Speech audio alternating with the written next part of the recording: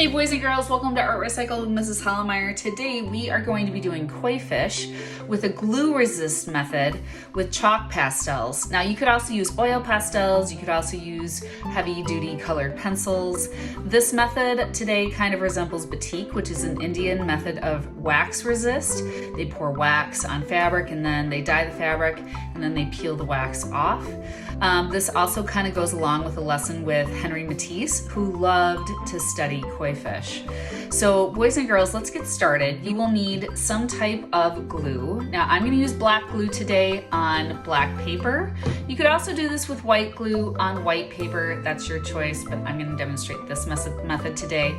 Not many of us have black glue at home, so if you have this type of glue and you just add a little bit of black paint to it, you will get exactly what this is. So let's go ahead and get started. So today I'm going to draw with a white pencil first on this black paper. If you were using, white paper, you would just draw with a normal pencil and then go over it with your white Elmer's glue. I'm going to teach us how to draw the koi fish. So you want to start at the top. You're going to make a big curved line, curves to the left. It almost goes all the way down to the lower right-hand corner, but not quite. And if I ever move too fast, boys and girls, you just pause the video. Then I'm going to go back up to the top, touch here, and this is kind of like a weird curved S. It's going to curve out and then back in slightly and then swish out. And you might have to adjust where this line kind of ends here and so that it touches there, kind of like that. And I'm trying to draw big because when I go over my lines with glue, glue isn't going to go over small shapes well. So you want to make sure everything is nice and big and wide. Now I'm going to make the tail of the koi fish. It's going to flare out like that on both sides, and we're going to curl under. And then the fins of the koi fish, I'm going to touch up here, make a big shape. Again, a lot of times kids go too small, so I'm trying to make this larger, especially since I'm going to go over it with glue. Go out. And then I'm going to do two more small ones, but here's what I tell kids when I'm doing this with them. You want to make sure these smaller fins are bigger than your thumb. So I'm going to draw a shape here. If my thumb can fit inside there pretty well, then I know I've drawn it big enough. If your thumb doesn't fit in there, you want to erase it and try it again. I'm going to touch here at the top of the koi fish. And I'm going to draw a line that splits the fish in half.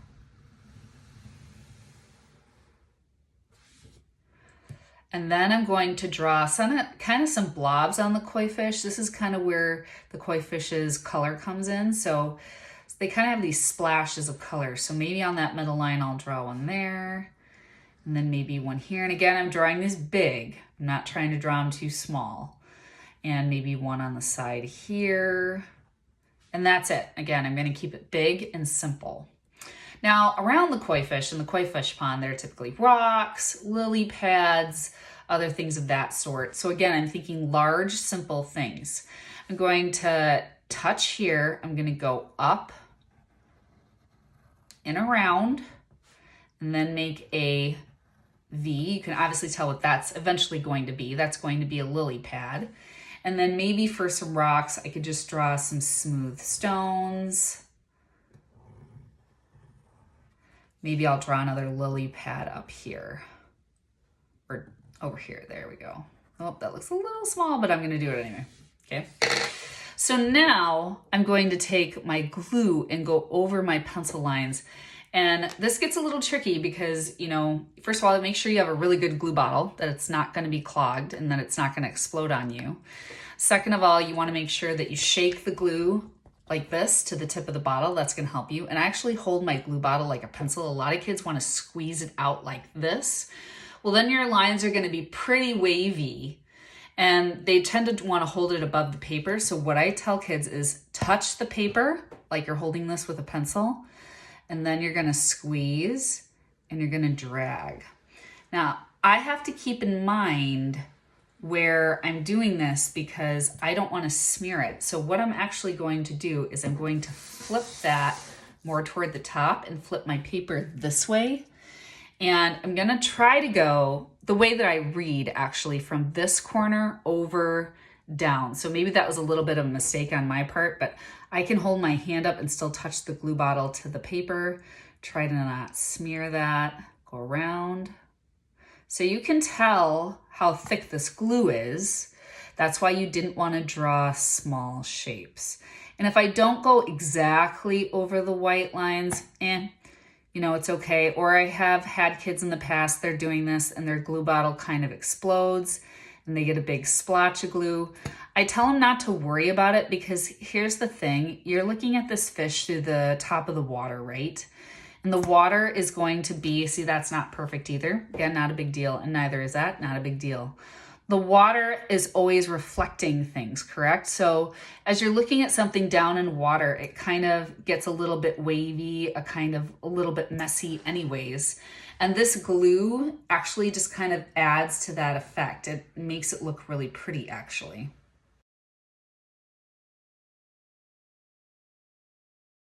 There, now my fish is traced with glue. Now you notice I didn't do any eyes or anything in the fish. I'm going to do that when I use my chalks, and I also didn't do any lines in the fins. So just remember, you're doing very simple shapes in this step, and now we have to let this completely dry overnight until we work on it again. All right, boys and girls, so now that my glue is dry, I'm going to color this in with chalk pastels. I love chalk pastels, oil pastels for this, especially on the black paper, because I love how bright they are and how you can blend and smear them quite easily. If you're doing this on white paper, my suggestion would be to use crayons, colored pencils, markers, something that has a little bit of a heavier color to show up on the white. So koi fish are typically in the warm color range. We're talking whites, oranges, yellows, reds. They also might have some black in there. So you're gonna see me use those colors for the koi fish, and I might blend them a little bit. For the background, you're gonna see me use light green first on the lily pads and then dark green veins on top. Some different colors for the rocks. And then obviously I'm not gonna use blue in any of this because the majority of the background is blue. And I'm gonna use a dark blue first, and then I'm gonna use a light blue on top.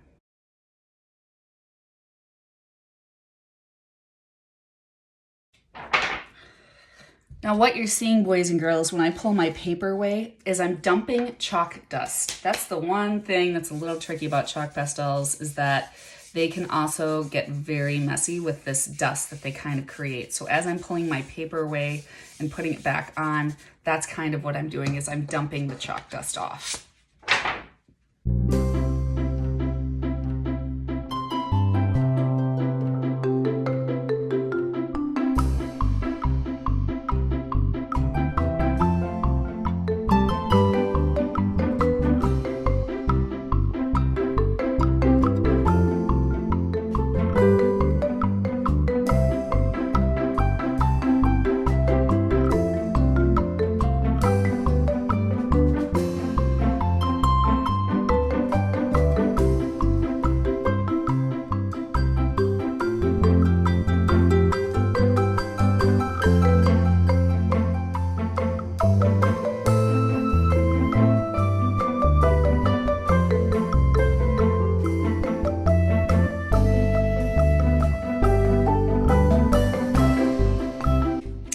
All right, boys and girls, the color that I saved for last is black. And the reason why I saved it for last is black's a pretty powerful color, and with chalk, as you can see, it's smearing everywhere.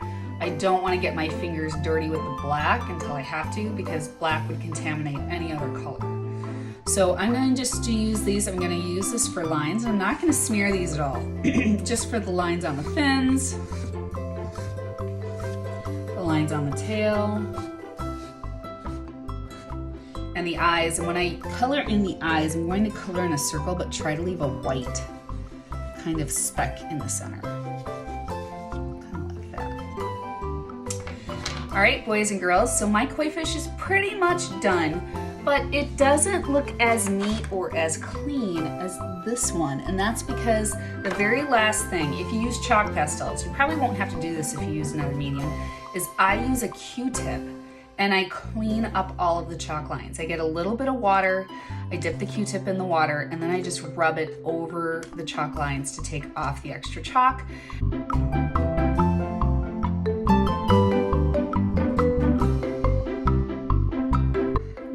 lot of you are thinking, wow, that was a lot of work to just do a fish.